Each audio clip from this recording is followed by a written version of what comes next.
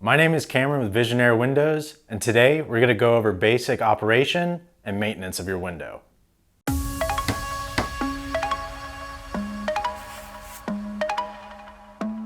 Before we start, not all windows are created the same. That being said, your window might not operate the same as mine. To start, I'm going to teach you how to tilt in and clean your sashes. Unlock your window and raise it an inch above the sill dam. Then use the tilting mechanism to tilt in the sash towards you. Having the window tilted in makes it easier for cleaning. If your window is a double hung, lower the top sash and tilt it in as well.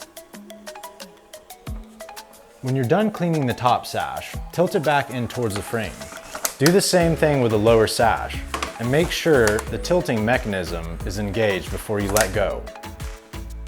Make sure the top sash is fully seated to the top rail and your lower sash is fully seated to the bottom of the sill.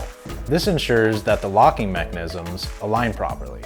If this video helped you out, hit the thumbs up. If you want to see more content like this, subscribe.